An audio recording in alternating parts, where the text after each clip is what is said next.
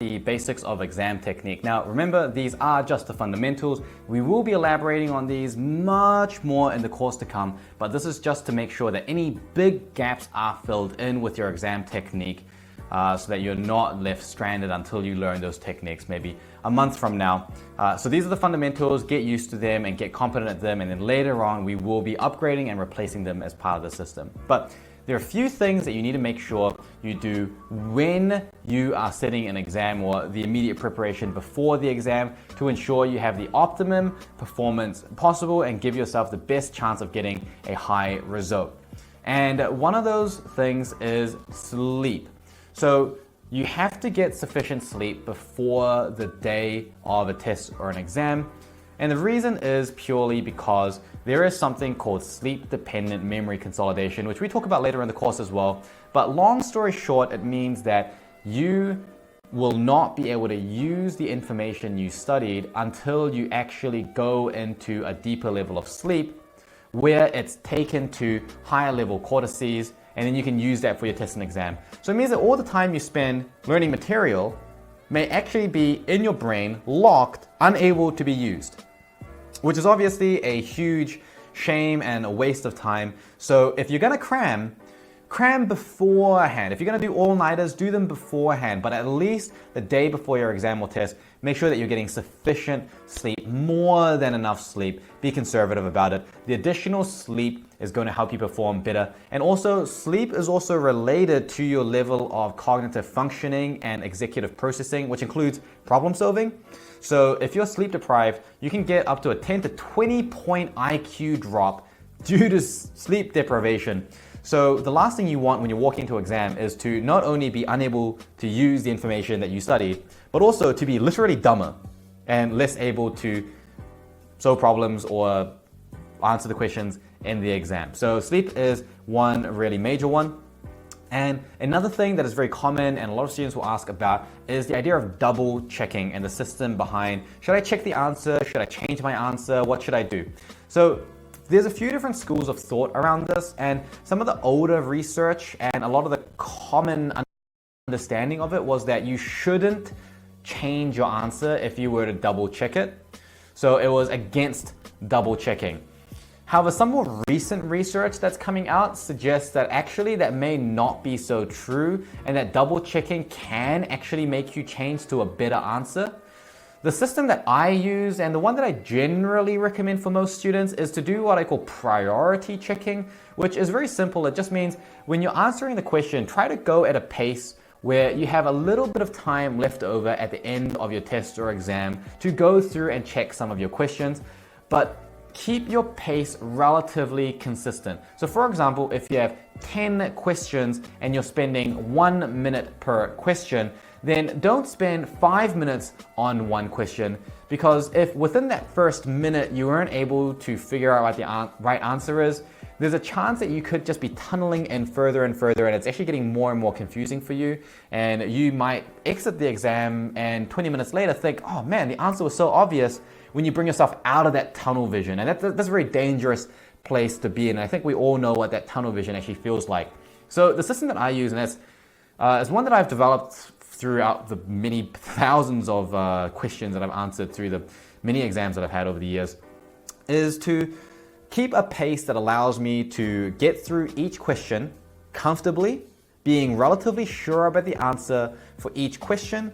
But at the end of the exam, I still have time left to go back and revise the questions that I didn't feel so confident on. And the ones that I didn't feel so confident on are the ones that I needed to spend longer on. So let's say if I'm trying to do one question every 30 seconds and there's a certain question that I've already spent a minute on, I'm going to give my best possible answer. I'm going to leave a little star or something next to it. And then at the end, I'll come back to see if I'm able to answer it. And often just taking that time away from the question and coming back to it at the end just opens up your mind a little bit more. And when you look at it again, you think, oh, actually, I'm able to think about this a little bit differently. There may have been a question 20 questions later that allows you to understand that first question a little bit more easily. And so overall, maintaining pace means you're likely to cover all the questions properly, but because you are keeping a list of priorities of which questions that you want to come back to when you do get the chance, you're giving yourself the chance to change the answer for some of those that you did feel weak on without wasting too much time and increasing the risk of changing correct answers into incorrect ones. Because if you felt pretty certain the first time you answered it, chances are that when you look at it, you're going to be changing to a wrong one after that. So we use a little bit of a combination, and I just call this priority checking. Maybe it's already got a different name for it, and if you do, you can let me know, but this is a system that tends to work pretty well. And then the third thing that we can do for exam execution is just in the immediate preparation before the exam is trying to get inside the mind of the examiner and try to prepare for your exam in the way that you think the examiner would test you. And so this is quite different from doing just practice questions.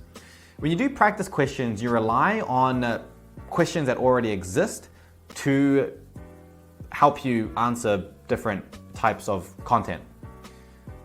When I say think like an examiner, what I want you to do is take the information that you know, and I want you to think, if I were to make a really challenging exam or assessment, if I wanted to throw some curveballs to these students, how would I do that?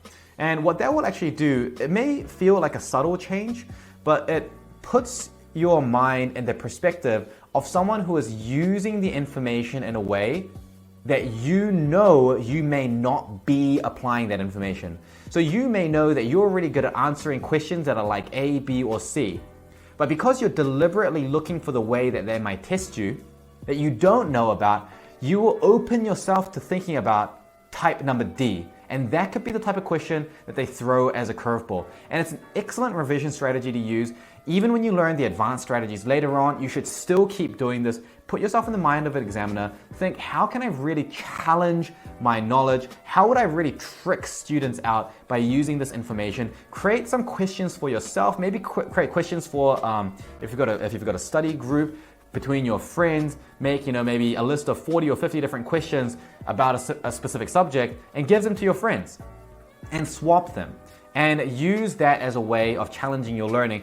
You'll actually find that not only can it be more effective than past papers, yes, it can actually be more effective than past papers, but also trains your brain to think about the information from the instructor's point of view, which makes it easier to study in the future because you're starting to think about information from multiple different angles, and it makes it easier to understand some of the more difficult concepts. And it's also a technique that you can use through university. A lot of university papers, you don't have access to that many past paper questions, or they change their style of questioning very often. And so relying on past papers is actually not a good idea for a lot of university papers. Not all, but a lot of them. And so being able to do this very comfortably because you've practiced it throughout high school is going to be a really great weapon in your arsenal that you can carry in through university. So that was number 3. And then number 4 is actually just a very simple technique that we can use in an exam. I was always the type of student that got really nervous in an exam, and I would feel myself tunneling in a lot. I hyped it up too much for myself in my mind. And one thing that you can actually do in this situation is simply take long, slow, deep breaths. And this may sound very hippie and not what you're expecting, but there's actually a very physiological reason why this works. And the reason is because there is a nerve that's connected to your diaphragm, which is the muscle that's used to help you breathe. When you take a slow, deep breath, it actually forces your diaphragm to contract, which activates a certain nerve that's connected to it. And that nerve directly invokes what's called the parasympathetic response.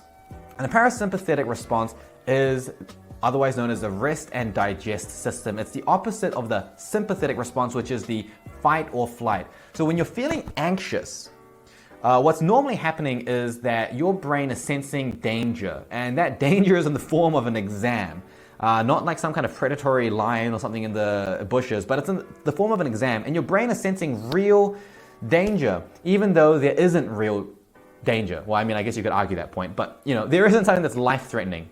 Well, I guess you could argue that point as well. But anyway, it's not a lion, it's not going to kill you. So your brain is sensing this danger, and now from your point of view, you need to calm your brain down, and it's very hard to do it because it's a biological response that's activating the sympathetic fight or flight response. Deep breaths forcibly deactivate the fight or flight response, and in fact, if you're feeling really anxious, when you take slow deep breaths, it's almost impossible not to calm down. Now, when you stop taking deep breaths, you may actually end up working yourself up again. But it stops you from going into that spiral. It gives you a bit of, well, breathing room to just relax a little bit, get a bit more comfortable with the environment, get a bit more comfortable with where you're sitting, look around you, get out of your own headspace a little bit, and it gives you the mental freedom to just relax a little bit and open your mind, because that also is going to allow you to be more creative and a better problem solver, because your brain is less tunneled in. You're actually going to perform better in the exam. Like I said before, when you leave an exam and you think, man, I knew the answer to that, why couldn't I think of that? A lot of that is due to the fact that you are in this tunnel vision, and that can be driven by anxiety. I know that for myself it was, and it was really a big problem for me while I was going through high school. I only really got a handle on it while I was in my mid to later years of university, and even still it will affect me. And this is a technique that I consistently will still use, and you can actually use this for any time you're feeling anxious, but in the context of an exam, obviously very, very relevant. So have a little bit of a breathing routine, maybe 10 seconds of very slow, deep breathing, especially the exhale going out really, really slowly, really, really deep. And if you feel yourself trying to breathe a little bit faster, you just force it down. You force your breathing to a slow until you feel yourself calming down a little bit more. You give yourself that little bit of mental space. You sit back a little bit, and then you can re-engage with the task at hand at maximum focus with a calm, clear, and confident mind, so you can get the results that you worked so hard and deserve.